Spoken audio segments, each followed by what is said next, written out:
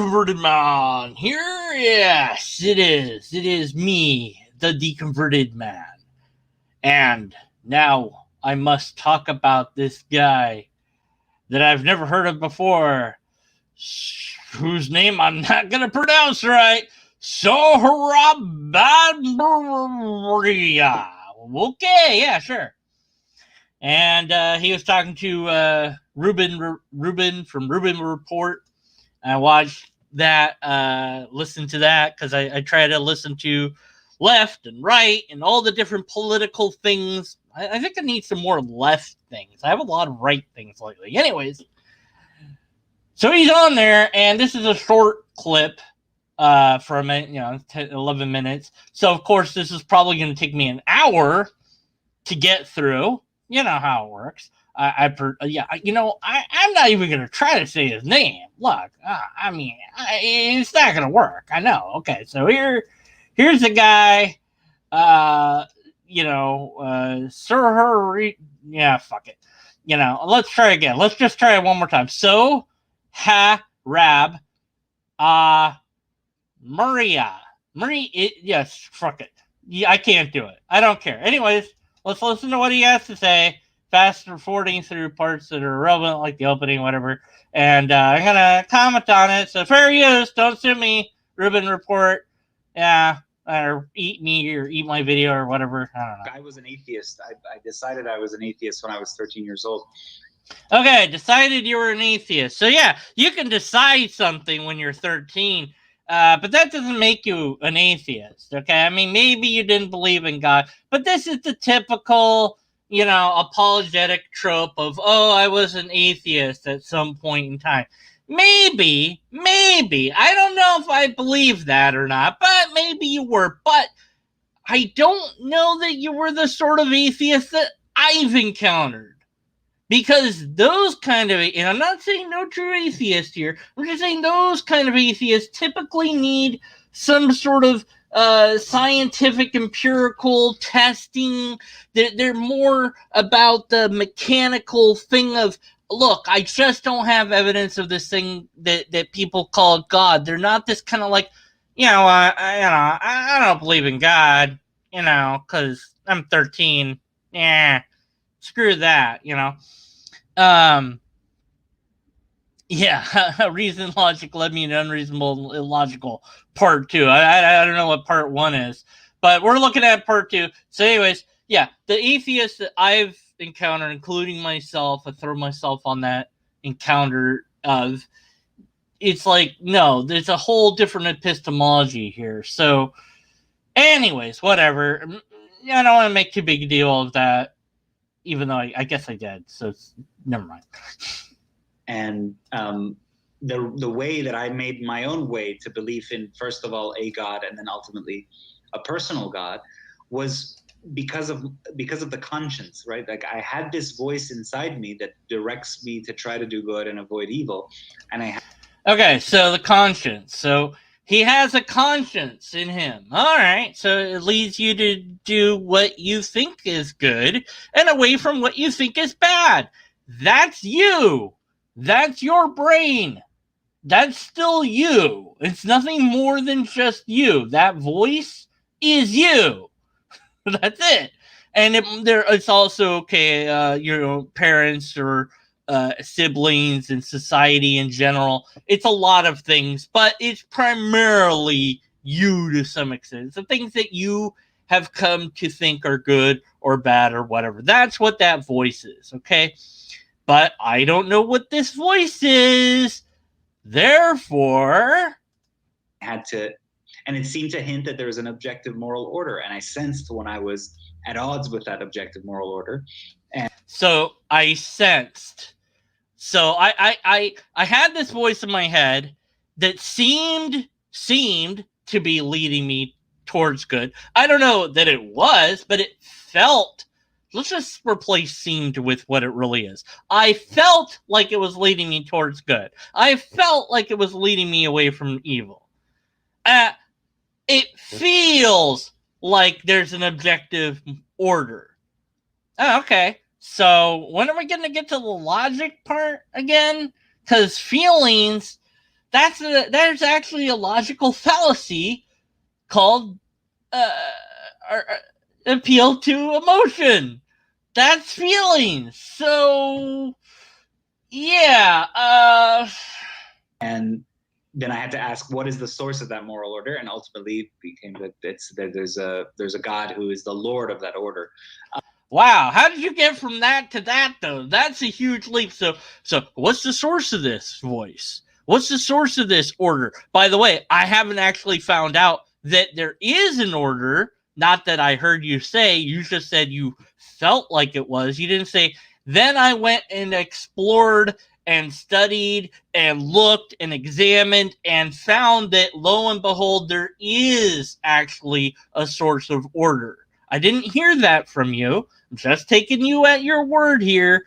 So there's a missing step if you want to say there was any logic used in this at all. But you know what? He didn't. Look, did he name the video How Reason Logic Led Me Away from Atheism? I don't know. Is that like a book he wrote or something? I don't know. He's written this thing called The Unbroken Thread. Blah, blah, blah, blah. Okay, so oh god, what is this book about? Let me read this. This is kind of bad. Okay, so The Unbroken Thread is about how public health authorities use scientism instead of science to push through their preferred policies, and how logic and reason led him from atheism to evidence for God, and how the decline of religion has led to the rise of secular religion of social justice. Wow, that's a lot to have in a book. You know, my book's pretty simple. It's just how I did converted. Yeah, there's some mussy in there, but like you just threw everything in there. Just throw a bunch of stuff in there. Somebody will buy it. You know, let's just throw in politics, throw in this. Now, look, there's some things in there without even having read the book, just by looking at the things that, like, you know, I have things that I think about those topics and things I have to say about those topics. So I can't really comment on the book, but okay, he's going with the classical St. Thomas Aquinas' proofs of God, which are all logically flawed. I've covered, I think, all of them by now. Haven't done it in a while, though, so maybe I should go back and, you know, maybe I should do those again. Yeah, you know, blah, blah, blah. So anyways, all right. So yeah, so let's keep going. Now, scientists might say, well, that's, you know, the voice of thousands of years of evolutionary kind of ingrained behavior. Sure. Okay, so scientists might say this, but who cares what they say? I've got my feelings. I mean, yeah, sure, logic and reason. I mean, they might be using that, you know, but then, fuck you. As a how answer. Mm-hmm. Oh, it's a how answer. It's a how. How? No, but you said I have a voice in my head, and I'm trying to figure out what that is. Well, that's a how question. How is it this voice is here? Evolution. Now, are they all going to say that? I don't know. Whatever. I mean, that's part of the answer. Like I said, there's also social influences that form our morals and our ethics. So there's influences, both from genetics and from the external world. Your parents or guardians, whoever, probably taught you some stuff that between, you know, this is right and this is wrong. Maybe they didn't tell you why or how that is. Maybe they didn't do a very good job of it. Maybe people at your school did better jobs. Maybe teachers, maybe something you watched on TV or a movie or whatever. There's influences upon you all the time from the external world as you're growing up. Okay? All of that's going to contribute to this voice in your head. But we don't need that. We don't need science. You know, I mean, sure, but that doesn't answer the why question. What why question? What why question is there here? You answered how. You answered how it is I have this voice in my head. But why do I have the voice in my head? Same answer. Evolution, external influences that affect your ideas as you grow and mature. There you go. That's the why. But why? No, we already answered that. But it didn't really, because I feel like it's more. Sorry, I think I've been watching too much bitch blog now, because I'm like absorbing him into my stuff or something. All right. An answer to a how question, or it's your synapses firing in your brain. Sure, that's again a question, an answer to a how question, but it doesn't answer those why questions, which find the sort of richest, fullest answer in God. Well, yeah, I think you just moved the goalposts back when you say that, though. So the why question. So what is the why question? Why is it that I feel that this is moral? And the answer is, well, the evolution answer. I mean, yeah, okay, it could be that. And the external forces answer, yeah, it could be that, but but why do I feel like this? It's just not. It doesn't feel rich enough. It doesn't feel enough. I need more than what I can prove. So it must be God. Why? So for those of us who feel fine, if we're gonna go with feelings, because that's all we're doing right now. For those of us who feel just fine with it being evolution and outside forces or whatever you think got your morals to where they are, ethics and all that. For those of us that feel fine with that, we and don't need more than that. So then I don't need God. So there is no God for me because I've accepted that this is a satisfactory answer. So you see the problem with appealing to personal incredulity here. Maybe he does it. Of course he does. He's not going to watch this video. I mean, but I'm pretending that he might. So the problem with personal incredulity, which is what this is, I don't know, therefore must be God. This doesn't seem to answer the why question, therefore it's got to be this other thing that I think answers that why question. But it doesn't, because you're still left with the why question. Why is God this way? And then the only retort you can have to that is that's just how God is, or God's a mystery. So you're still back at a mystery, or you're still back with a brunt force of nature. So maybe the way that reality truly is at its core is that some actions or inactions are truly wrong.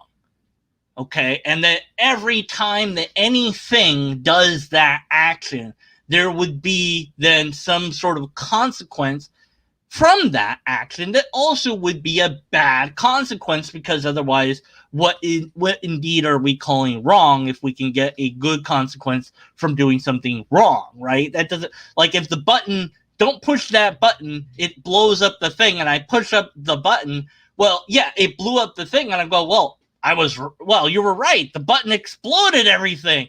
Yeah, but you were wrong to press it. Well, why? I wanted to see what it did. I told you what it did, But, so it's wrong to press that button because it's going to blow up the thing, and we spend a lot of money on the thing and all that. Yeah, all right. And it might hurt you, and it might hurt other people, and you probably don't want that.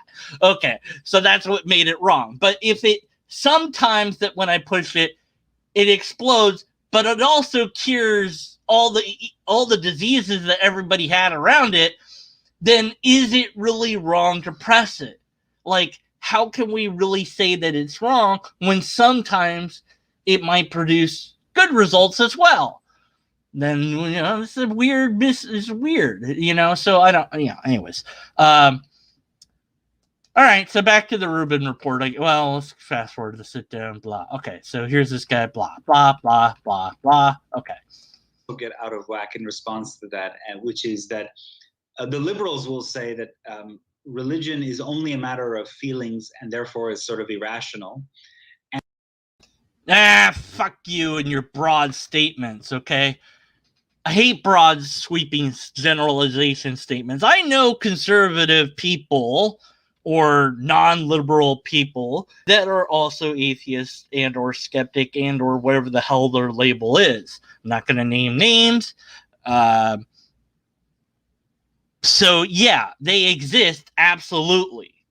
Now, maybe you could say there are many people that do this. Okay, then you would have to have some support for that, some sort of data.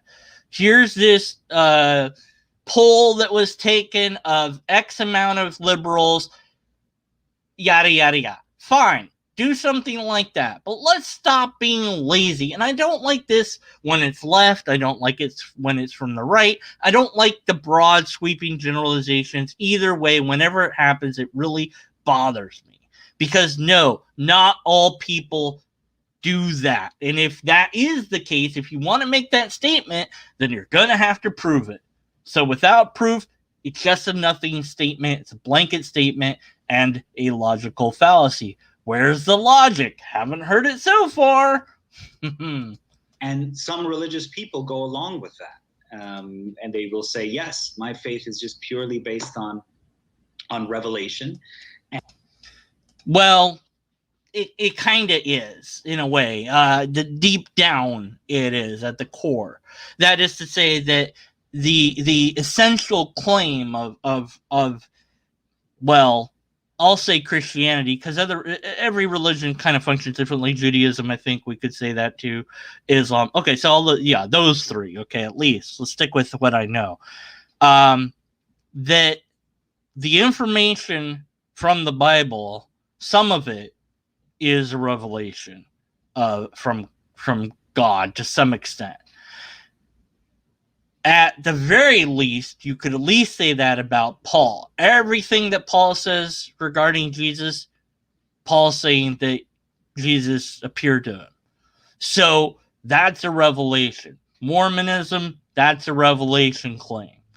You know, this guy found these things because it was real to him. Scientology, there's some revelation claim there, you know, at some sort, you know.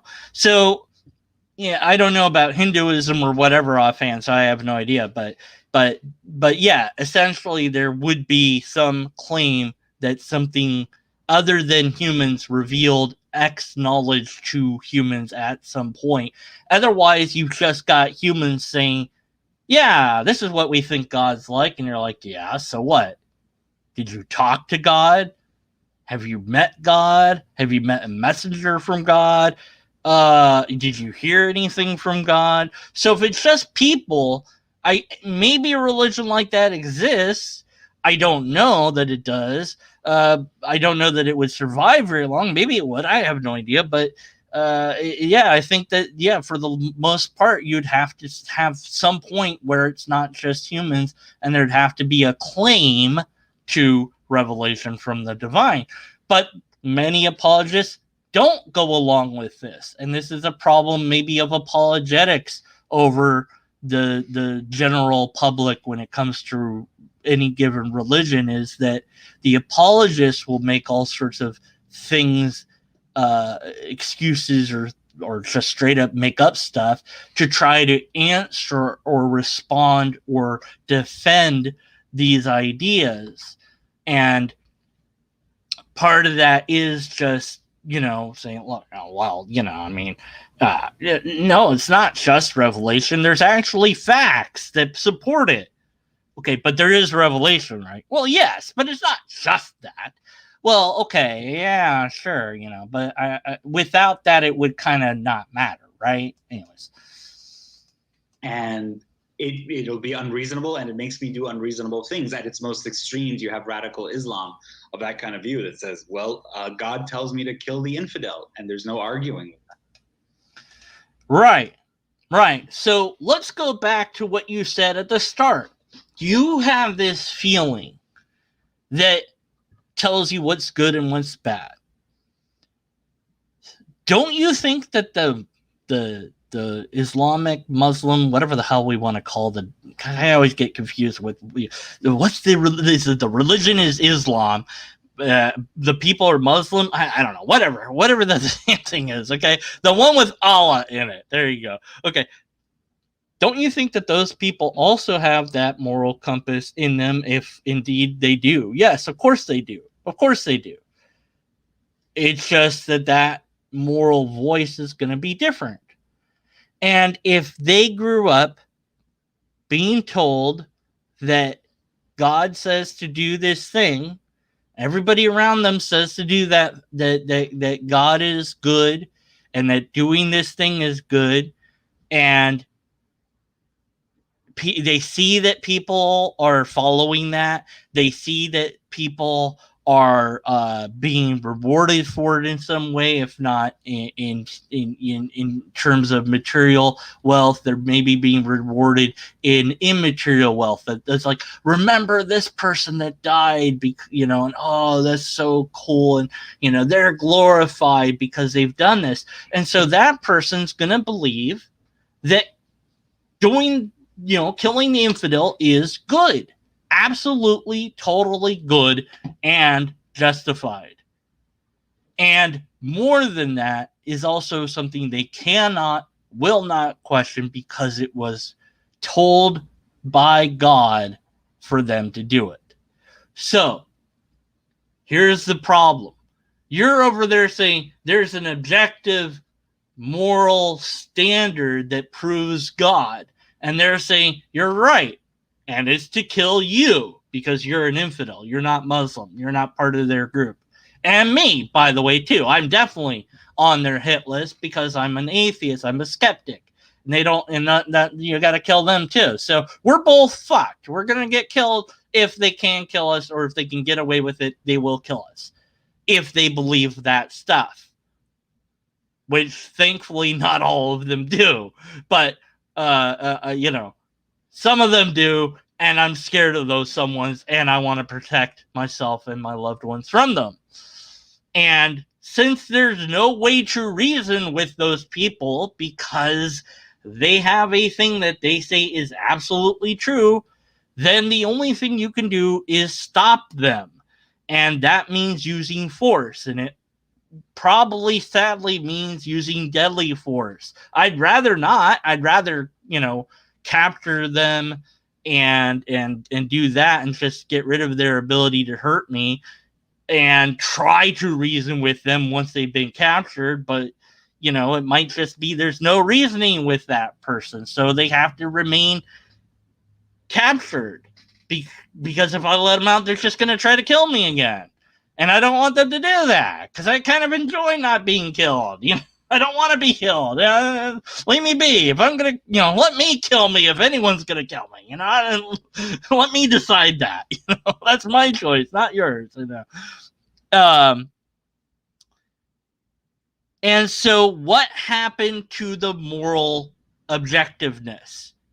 Because you have person A that says, no, killing the infidel, that's wrong. And you have person B that says, no, killing the infidel, that's absolutely right. And both are saying that comes from God because it is objective and it came from God.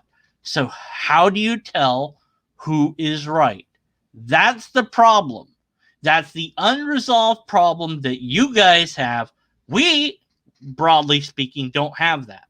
Broadly speaking, I would say, based on those that I've encountered that call themselves atheist, agnostic, skeptic, whatever, we don't have, the people I know, we don't have that problem. We have ethics, different systems of it. Some of us are more into that than others, whatever. And we have morals that flow from those ethics, or flow to those ethics, however you want to frame that. And I think many of us at any rate are willing to question those values. There isn't, maybe you can find the thing that the person doesn't really want to question, and say, no, leave that one alone, but it's like, well, what if it was pushed come to shove, and it was like you have to have some compromise or you have to go to war. It might be that they go, this is the value that I don't want to question. Now, me personally, I would say question that. That's the thing that you need to question, because I think we should all question what we hold most dear, whatever that is. So I'm willing to do that. I think that others are just, hopefully with everything, but I don't know. I can't speak for anyone but myself really on that. But the idea that it's objective and therefore is always X, it's always this, it's never not this. I can't have a discussion about it, can't have a debate about it, can't think about it, can't talk about it, whatever. That rigid thinking, I have seen it. I have encountered it with atheists. So it is a human problem that we have. It does just, and I haven't done any data gathering, so it seems that it's less so. But I don't know that it's less so. And because it just seems like it, I've got to be skeptical that that's the case. All I can say is, for me, it's not the case. So hopefully more of you will let me know in the comments and whatever, your stance on such matters, and say, look, I'm willing to question everything, or maybe this is, maybe you need more examples. Like, well, what things should we not question? Maybe that's a whole nother discussion, right? Like, what's the taboo thing we're never supposed to debate or question or whatever? What's always wrong, or, I don't know. Anyways, whatever. But the problem is that here's the problem. The problem is none of my things say that I have to kill anybody. Okay. That's all right. And also then, the other problem, the point that I'm trying to make is that both of you believe that these are objective morals that come from God, and neither of you can prove the other one wrong. So that's kind of a problem that we definitely don't have. And so the chapter is an argument for, basically the classical proofs for God, and for the specifically the medieval mode of reason, which I argue was a more capacious and generous account of reason that said that not only can you reason about what you could see through demonstrative knowledge. I see certain changes in the seasons, or I observe regular movements of the heavenly bodies, and that tells me something about them. But also, I can then reason further beyond that, and not relying on revelation at all, or the Bible, or what have you, just using my natural reason. I would have to find some way to explain why all this change happens. So what is the ultimate cause behind all of these? Reason. So here's a very complicated idea. What reason is. You need reason. We all want reason. What is this? What are we trying to grapple with? The best I can figure this out for myself is some system that you have seen work repeatedly to get to a result that you can reliably trust. That's reason. It's not just me, though. I can't just rely on myself to do the sort of deep reasoning that I want to do. Sometimes I have to rely on just me. Don't get me wrong. Sometimes you have to rely on just you to reason through whatever the problem is. But it's better when you have more people looking at the same problem. And it's even better when you can do something, mess about with, and see what different things do with that problem. Right? You can go, okay, well, here, I look through the programming code and I find it said there was an error. It doesn't tell me where there's an error. It just says there is an error. That's great. Okay, so I have to comb through everything with a fine-tooth comb to find the dang error. And, oh, here it is. It was like, I didn't put an apostrophe here or something. And, oh, man, now, I got to fix that. And, and then you run it and it's still an error and you're like, oh, right. And it's like, okay, well, if I send that to somebody else, maybe they'll find what the bleep it is. I'll send them the original, and then I'll send them my fix and say, look, what am I doing wrong here? Because I fixed what I thought was error, and I'm still getting an error. And maybe they'll figure it out. Maybe they'll see it, right? So the more people I have looking at the dang thing, the more reason I can get. And we do need reason. What you have, though, is unreasonable, because what you are presenting here is I can somehow extrapolate from what's known what is unknown. No, I cannot. I can only get so far. Logic is not able to discover something that is not known. It's limited to that. There's a limit and scope to what logic can and can't do, if that's what you're referring to. If you're referring to just reason, that too is limited in scope. It grows broader with the more amount of system that you put in place, the checks and balances, and this starts looking more and more like science, which it seems that you have some issues with, because this word scientism, I hate that word scientism. It's just so broken as a word. We all use science. We all do science at different levels. It's not scientism that you should that it's like what even that means or how that works. I don't even think there is anyone that really does that. But if all you use is science, you will get to the correct answer, because the whole point of science is to challenge the idea that you had in the first place. So by trying to disprove the idea, you'll get to the answer. That's what science is. So anyone that's actually using scientism would eventually get to the right answer. Not that I think anyone actually uses scientism and it's been, thrown about as like a bad thing or whatever. So I don't know. But anyways, but that's reason. Okay. You can't always extrapolate outwards from what you know to the unknown. To try to do so is actually unreasonable. And that, as St. Thomas famously concludes each of his 5 proofs for the existence of God, that's what people call God. No, it's not. It's what he calls God. It might be what you call God, but it's not what people, which is universal blanket statement, call God. That's you. So replace people with everyone. Because that's what you're saying here. Everyone does this. No, not everyone has the same idea of God. So that makes those statements made by the original argumentation and made by you now incorrect by pure just they're wrong.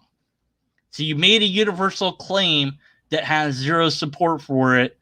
That's definitely a formal fallacy. There's also some informal fallacy as well, but regardless, we'd have to discard it in full. So you've made a bald statement, a bald claim.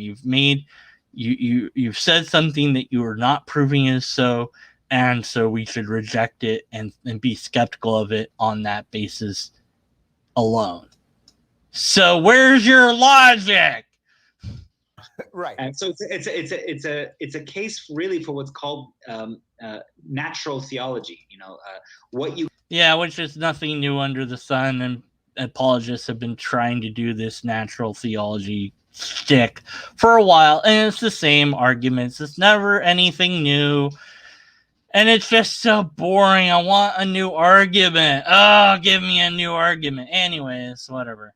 Oh, by the way, there is no natural theology, by the way. It's only because your brand of theism, Your brand of theology is your brand, and there's other theologies out there. So what would make it natural theology? It's just, you know. You can learn about God not using the Bible, but just using your human reason. And the fact you can learn about God using your own human reason. Can you, though? Because you don't even so you take someone that's never heard the word God and you try to get and you see if they can reason out God. What would that look like? This is a statement again with absolutely zero proof to it. No study to show, no citations to show. This is just, yeah, people can do this. Really? So, and if this is true, then, and they can come to an idea of a thing, maybe they won't call it God, but then that makes God a conclusion that's reached by using abstract thinking that is not reason, actually. It is the opposite of reason. It's extrapolation from what's known to what's unknown and unknowable. That's not using reason anymore. You need to stop when you get to the point where you don't know anymore. That's when you stop. You go, well, this is a mystery. I need to learn more about it so I can further explore it. Not I need to extrapolate based on what I know and get to some. Well, yes, there are times when you're going to have to do that, obviously, you know. But I'm getting that. Hopefully, and if not, whatever, you can complain about it in the comments. that this God would allow you to know Him by your reason. Him. How do you know it's a him? How do you know that God would allow you to know it? Wait, allow you? What? This is incoherent. This is all incoherent now. So you are not even on a reason train or a logic train. You're just off in la la land at this point. Just that He's also a reasonable God, so a God who doesn't call you to kill the infidels. Oh, okay. So a reasonable God wouldn't ask you to kill people. Really? Okay.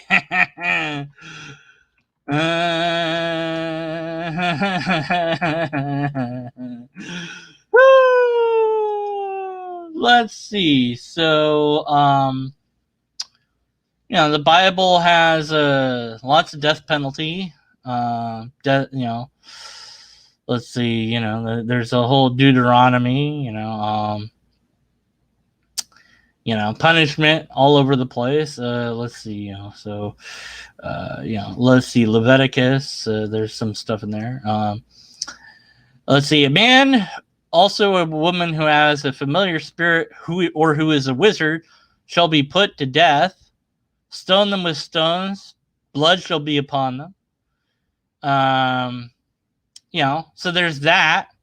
Then there's something about if a man lies with a male as a woman, both of them have committed an abomination, they'll should be put to death. So and adultery, stone them. Unruly kids, stone them to death. So a reasonable God wouldn't tell you to kill people. That means that the Christian God must be unreasonable, and so must be the Jewish God. And also, that would include the Islams. So because there's stoning to death in the Bible, a lot of it. It's like kind of all over the place. So, so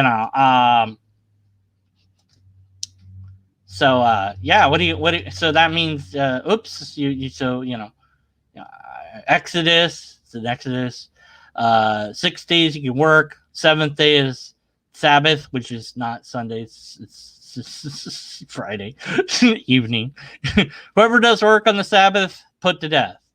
Numbers. Man is gathering sticks, put to death. Sorcery. Men and women among you act as mediums, consult the spirits of the dead, have to be put to death. There's a person that does palm reading So I guess, if you're a Christian, you should be putting them to death. Deuteronomy 21. If someone has a stubborn, rebellious son, put them to death. Exodus 21. Whoever steals a man and sells him, put to death. Leviticus 20.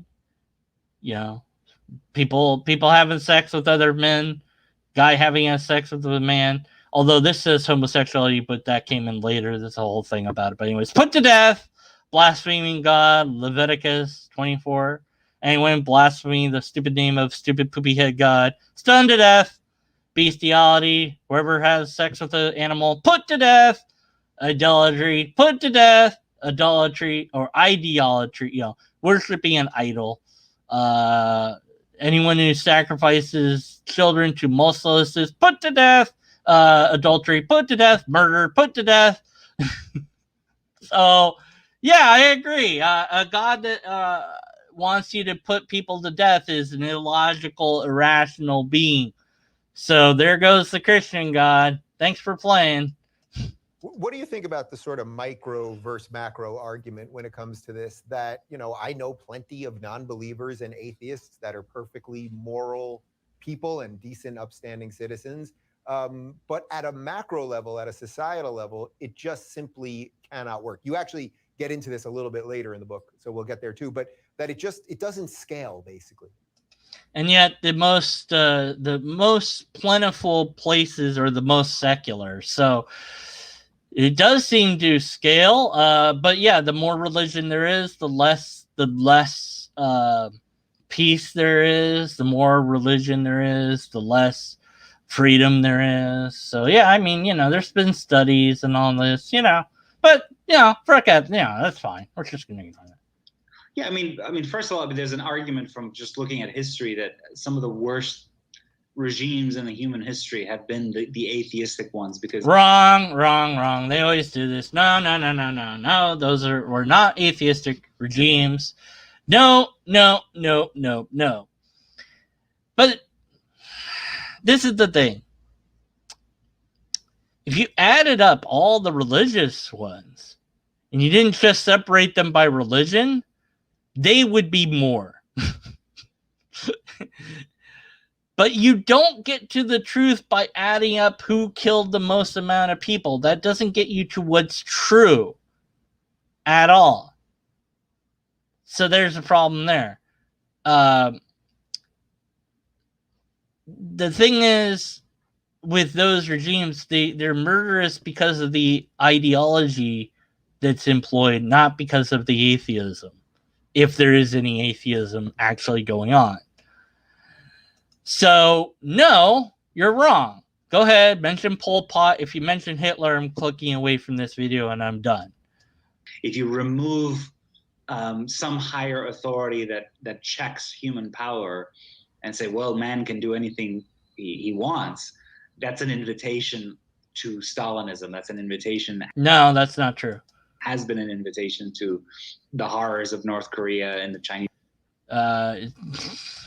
Communist Party or what have you.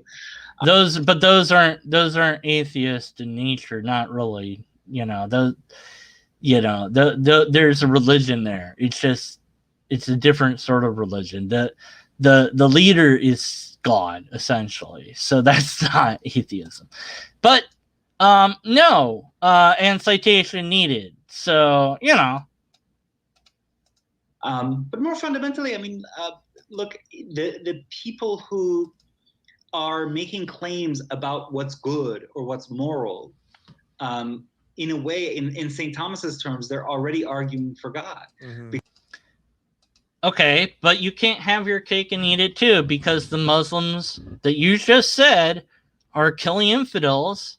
They're making moral claims. So they're arguing for God. They would agree with you. The problem is they also want to kill you. So you said that's wrong. Because why? Because you think your God told you that it's wrong, or because it is wrong? Oh, yeah, that's that famous dilemma, isn't it? Yeah, yeah. Well, anyways, but so here again, what makes it actually wrong. And it's not enough to just say God did it. What's God say? Who decides? Because whoever's in control of that is still a human.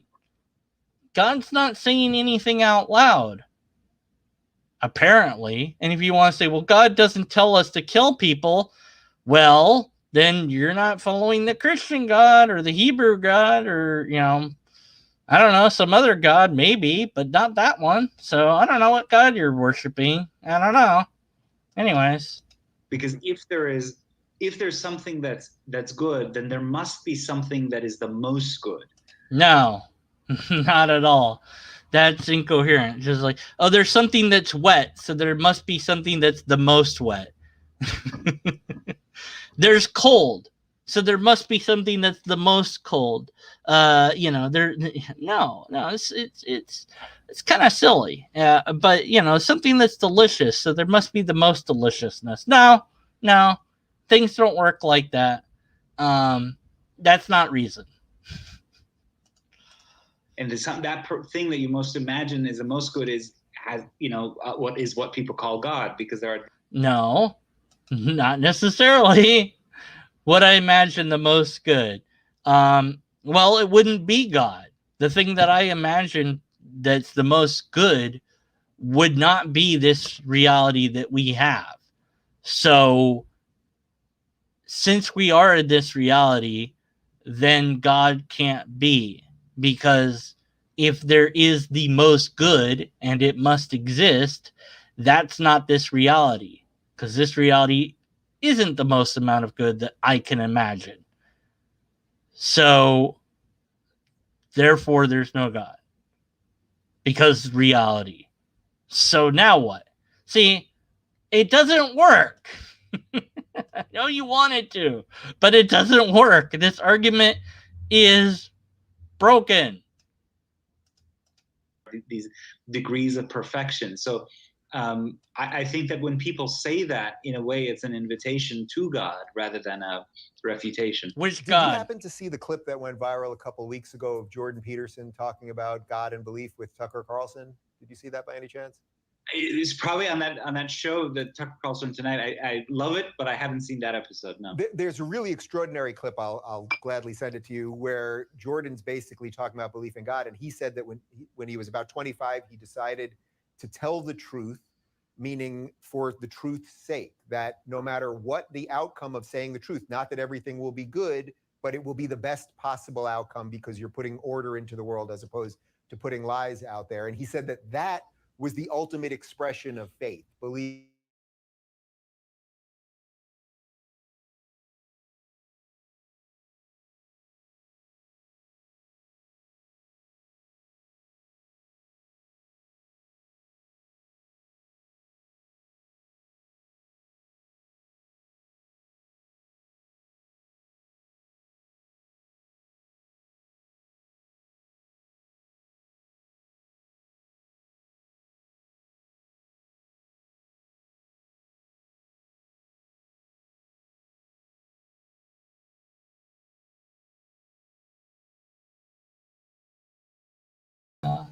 La la la la la la la la la la la la. Okay, I'm back. I think. Yes, I'm back. All right, great, wonderful. That's interesting. Okay, well, I had some technical problems. Yeah, where was I? I don't know. Something about Jordan Peterson saying something. I don't know. Where was it? Go back a bit. Will be good, but it will be the best possible outcome. Oh, yeah. Telling the truth. Right. Well, yeah, I think you should tell the truth for its own sake. And that excludes God, though, because if you have a God, then you're not doing it for the sake of itself. You're doing it for the sake of that other thing. But what you think, what is true is dependent on how you're framing that. There's what I think is true, which is one thing. Then there's what's actually true, what's actually real. So I think it is important for you to be honest, which is to not deliberately say something that you know is not. And it's hard to do that. And yeah, I've failed on that. And it's like, well, what do you do? Well, you try not to do it again. That's all you can do, really. But that's not God. That's nothing to do with God. That's just because I value what's true, and I value it because I do. There's no other thing that I need to add to that. I don't need to add magical pixies to that to make it more important than it already is. But as far as finding out what the truth is, what reality really is, that's different than just saying what I think is true or what I really believe, but I don't, if you want to connect that to a God, you can. I don't. So, I think it's a good thing to hold to, but that doesn't mean it's from God. It doesn't mean anything. It just means you value what being honest, and that's fine. What's the problem with that? You don't need God for that. You don't, So, yeah. Because you're putting order into the world as opposed to putting lies out there. And he said that was the ultimate expression of faith, believing in truth just for the purpose of truth. Okay, so the ultimate expression of faith. I don't know. Depends on what faith is. Jordan is weird with what he means by words. So I have no idea what he said there without looking it up. So I can't really comment on that. So moving on. And I thought that was as well. Bunch of pots fell down. Must be ghosts. I agree. And order is the first law of the cosmos. And no, entropy seems to be a little bit. Well, I guess that's order. Maximum order would be complete entropy. So we're not there yet. So thank goodness for that. We're still in a bunch of chaos. Anyways, my own look. I was an atheist. I decided I was an atheist when I was 13 years old. Yeah, and the way that I made my own way to belief in first of all a God and then ultimately here we go again, personal God, was because of the conscience, right? Right. Like I had this we addressed this that directs me. So we addressed this, or I already addressed this, but it's just fun to make fun of it at this point. Order, and I sensed when I was you felt this, and you feel things, and feel. Then I had to ask, what is the source of that moral order? Oh, and then you decided it was God. There's a God who is the Lord of that order. Now, scientists might say, well, that's screw the scientists. What about my feelings? I don't need logic. I need feeling behavior. Sure, as a how answer. Yeah, but not the why. It's your synapses. All right, it's a how question. Sort of richest, fullest time that sort of is your more basically that. So that in God. Right. So that. Yeah. So you decided that it must be God. There you go. That's it. That's not logic or reason. Don't know who named your video this. Was it Ruben or some lackey that runs the YouTube channel? Probably. I don't know. It probably just called that for clicky reasons. Hey, it got me to click on it, so it worked. But I watch your stuff anyway, so you don't need to name this. This shouldn't be called how reason and logic led me anywhere, because it didn't. You're not using reason or logic. You're using emotion. That's it. That's all you're doing. You decided that it was God. That's all. That's all you did. It's not logical. There's no logic here. Anyways, they're almost done. I know. Look, I predicted it would take me like an hour to finish this. It's like 54 minutes. Not done with the 11-minute video. Basically, that thing that sits behind us all the time, that sort of is your moral compass, that kind of led you there. So that gets us actually to question 3 quite nicely. Why would God want you to take a day off? You mean we're allowed to take days off still? No, I don't think many of us are, and I live as harried a life as anyone, where I'm constantly, right now I have my phone. It's not that God just wants you to take a day off; it's that you get killed if you don't. But that's just one version of God. Oh, this is silly. on airplane mode, and that's making me twitch. I can't tell what's happening. But the chapter is really a case for the Sabbath, and it's told through the point of view and life of Rabbi Abraham Joshua Heschel, who was a great Hasidic figure in the mid-century. And he had escaped Nazi Germany. Much of his family had perished in the Holocaust. And he comes to the United States, and he sees some of the same restlessness that had disturbed him about Europe in the first half of the 20th century, where, as he saw it, much of life was devoted to making conquest in what he called the realm of space. And the realm of space is the realm. All right, whatever. I don't know how any of this rest of this is relevant to things I want to complain about.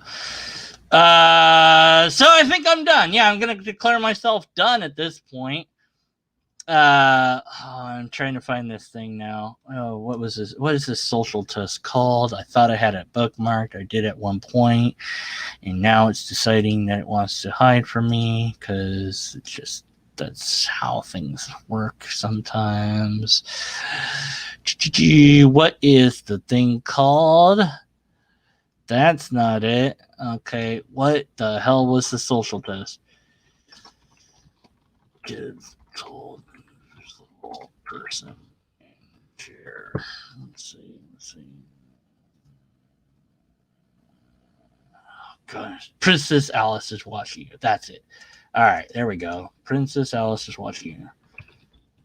Alice is watching you. Okay, let's find a thing. Here's a thing. All right. I've played this before. It's worth playing again. So they've done this experiment more than once.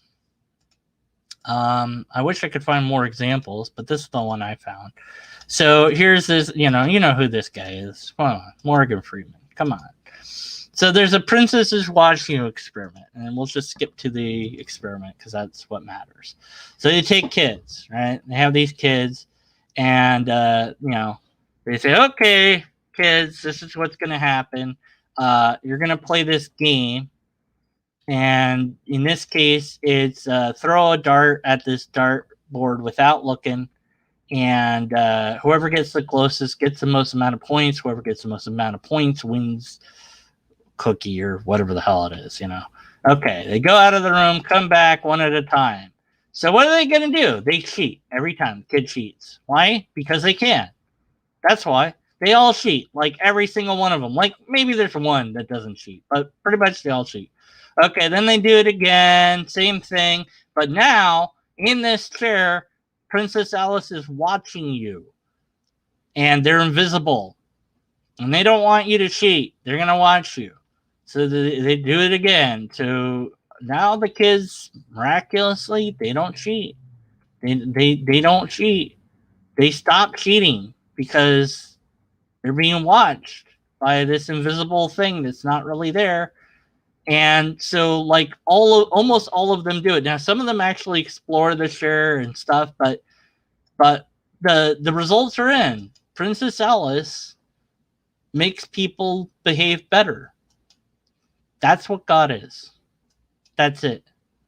There you go. That's all it is. It's Princess Alice in the share. All right. Thanks for watching. Bye.